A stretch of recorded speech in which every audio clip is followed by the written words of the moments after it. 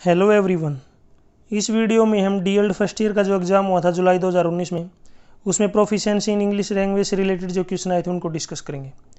ये video complete देखें, skip बिल्कुल भी नहीं करें। इससे आपको ये आइडिया हो जाए किस टाइप के जो इंग्लिश के क्वेश्चन एग्जाम में पूछे जाते हैं। यहाँ पे आप देख सकते हैं कोर्स कोड DE107।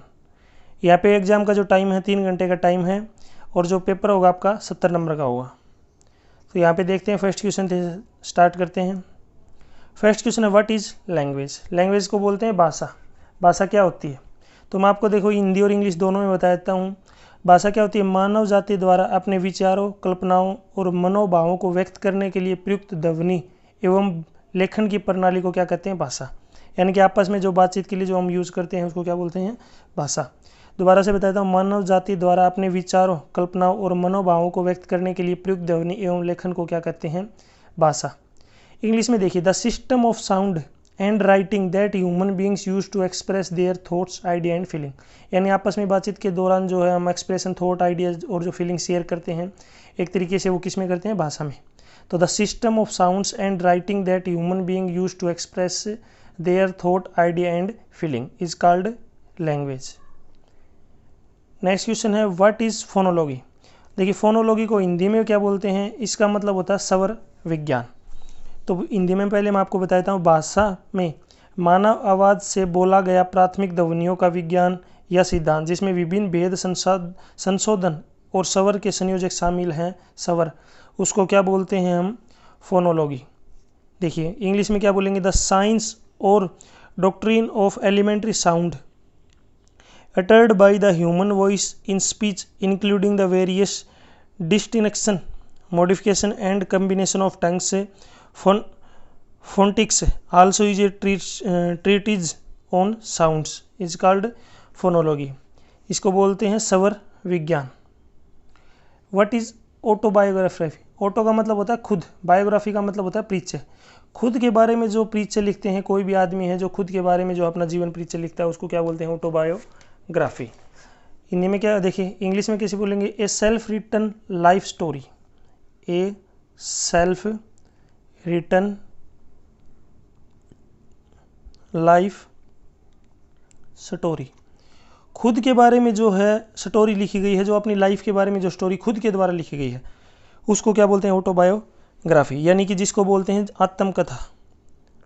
आत्मकथा, खुद की जो कथा, यानी कि जो खुद की जो लाइफ जो है कंप्लीट है उसकी स्टोरी को क्या बोलते हैं? ऑटोबायोग्राफी। कोई भी आदमी है जो अपने बारे में जो है डायरी वगैरह लिखता है, जो अपना पूरा परिचय लिखता है, होता है ऑटोबायोग्राफी। इसी से रिलेटेड एक वर्ड और भी है जिसको बोलते हैं बायोग्राफी। बायोग्राफी। ऑटो का मतलब होता है खुद की बायोग्राफी लिखना। बायोग्राफी किसी और के लिए भी जो है, कोई आदमी जो है खुद की बजाय किसी और के लिए लिखता है उसको क्या बोलते हैं? बायोग्राफी। और खुद के अगर लिए लिखता है तो उसको बोलते हैं ऑटोबायोग्राफी।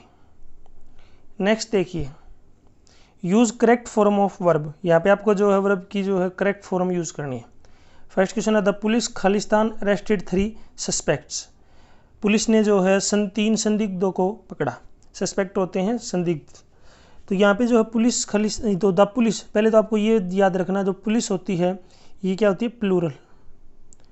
प्लूरल यानी कि बहुत ज़्यादा। और एक होता है सिंगुलर। सिंगुलर का मतलब तो क्या है? एक। सिंगुलर का मतलब क्या होता है? 1। और प्लूरल का मतलब होता है एक से ज़्यादा, 2, 3, 4 कितने भी हो सकते हैं। यानी कि 2 या 2 से ज़्यादा को क्या बोलते हैं? प्लूरल। तो यहाँ पे द पुलिस खालिस्तान, तो हैज़ तो यूज़ होता है सिंगुलर के लिए।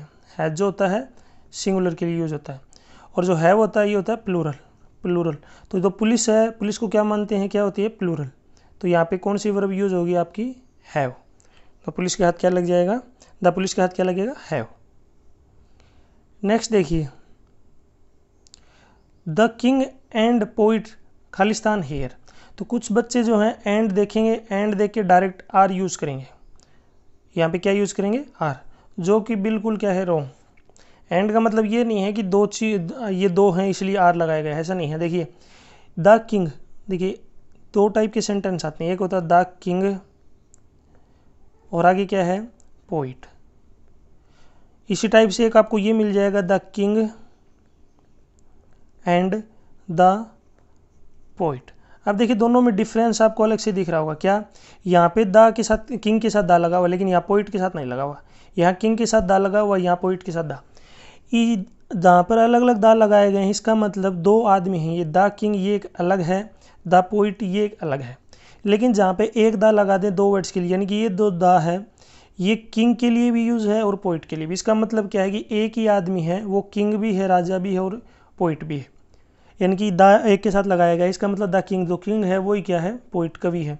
लेकिन जब अलग अलग दा लगा दे तो द किंग ये एक अलग पर्सन हो गया और द पोइट ये अलग पर्सन हो गया। तो दोनों अलग अलग हो गए तो आर लगेगा, लेकिन यहाँ पे जो है एक ही दा लगाया गया है, तो इसका मतलब ये क्या है, जो राजा है वही क्या है, पोइट है। तो इसका मतलब ये क्या है, सिंगुलर। तो यहाँ पे क्या लगेगा, इज। इसका आपको ध्यान रखना है। नेक्स्ट देखिए 5 number, use non finite verb. पहले आपको पता होना चाहिए नॉन फाइनाइट वर्ब होती क्या है। जो वर्ब फाइनाइट नहीं होती उनको क्या बोलते हैं, नॉन फाइनाइट। इसकी डेफिनेशन क्या है, non finite verb is a verb that is not finite. Non finite verbs can not be perform action as the root of an independent clause. Most infinitive verbs found in English are infinitives, participles and gerunds are called non-finite verbs। तो non finite verb जो है, जो कि finite नहीं होते उनको क्या बोलते हैं, नॉन फाइनाइट वर्ब। तो सी मेड में खालिस्तान द होल डे, तो यहाँ पे क्या आ जाएगा, सेम आ जाएगा, WR के वर्क, फर्स्ट फॉर्म। नेक्स्ट है he try to avoid Khalistan my question, तो इसका जो आंसर है ये सेम का सेम रहेगा आंसर। नेक्स्ट देखिए, use correct passive form of verb. आपको जो है वर्ब की पेसिव फॉर्म लिखनी है। एक होती है एक्टिव, दूसरा होता है पेसिव। यानी कि किसी एक सेंटेंस को जो है किसी और के द्वारा, कोई सेंटेंस है उसको जो है कोई और आदमी बोलता है तो वो किसका यूज़ करता है, पेसिव वॉइस का। जैसे कि कोई एक आदमी है किसी काम को कर रहा है, ये हो गया एक्टिव वॉइस। लेकिन इसका जब उल्टा कर दें तो वो काम किसी जो आदमी के द्वारा, पर्सन के द्वारा किया जा रहा है, तो वो क्या है, पेसिव वॉइस। पेसिव वॉइस में जो है हमेशा वर्ब की जो है थर्ड फॉर्म का यूज़ होता है, ये आपको याद रखना है। तो यहाँ पे correct passive form of verb लिखनी है। तो यहाँ पे देखिए द हाउस खालिस्तान इन 2004, तो यहाँ पे जो है 2004 यानी कि पास्ट की बात हो रही है। वैसे भी देखा जाए तो कि जो मकान है 2004 में बना था, तो ये होता है बिल्ट। बिल्ड ये है फर्स्ट फॉर्म, और इसकी जो सेकंड और थर्ड फॉर्म होती है बिल्ट और बिल्ट, बनाया गया था। तो यहाँ पे मैंने अभी बताया था पेसिव फॉर्म में जो वर्ब की थर्ड फॉर्म का यूज़ होता है। तो दिस हाउस, तो यहाँ पे क्या आ जाएगा, बिल्ट। तो कौन सी वर्ब यूज हो जाएगी, थर्ड फॉर्म बिल्ट। नेक्स्ट है इंग्लिश खालिस्तान, खालिस्तान यहाँ पे ब्लैंक दिया हुआ, ऑल ओवर द वर्ल्ड। तो यहाँ पे जो है स्पीक, तो English Khalistan all over the world, तो इंग्लिश बोली जाती है पूरे संसार में। तो यहाँ पे भी जो वर्ड किस जो है वर्ब की थर्ड फॉर्म लगेगी, जिसकी जो होती है स्पोकन। स्पीक की जो थर्ड फॉर्म होती है स्पोकन, सेकंड फॉर्म क्या होती है, स्पोक। Speak, spoke, spoken. यहाँ पे देखिए सेंटेंस प्रेजेंट में है, तो यहाँ पे क्या लगेंगे, इज। तो यहाँ पे इंग्लिश इज स्पोकन। अब आपका ये डाउट नहीं होना चाहिए कि इज के साथ वर्ब की थर्ड फॉर्म क्यों आ गई, क्योंकि ये पेसिव वॉइस में है, इसलिए जो है इज के साथ वर्ब की कौन सी फॉर्म लगाई गई है, थर्ड फॉर्म। नेक्स्ट क्वेश्चन देखिए, next complete the sentences using subordinate clause. आपको जो सेंटेंस यूज करने हैं सबऑर्डिनेट क्लॉज को यूज करके। तो यहाँ पे आगे ब्लैंक दिए हुए हैं, तो आप इनमें जो अपने मन से जो है कोई सेंटेंस ऐसा लिख सकते हैं जो इसको जो है कंप्लीट करे।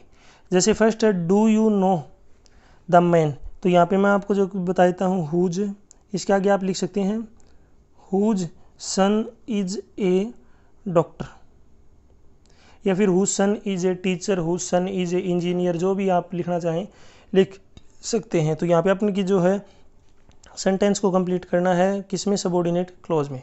तो यहाँ पे do you know that the man whose son is a doctor.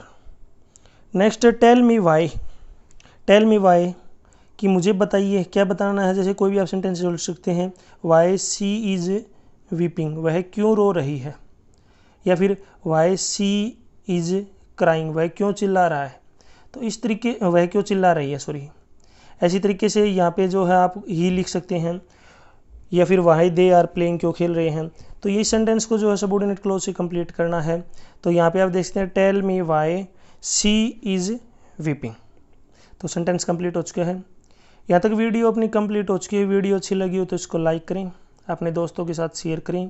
यदि आप मेरे चैनल पर नए हैं तो मेरे चैनल को सब्सक्राइब करके बेल आइकन को प्रेस करें ताकि सभी नोटिफिकेशन आपको मिलते रहें। इसी टाइप की और भी वीडियो देखने के लिए आप मेरे यूट्यूब चैनल के ऊपर बने रहें।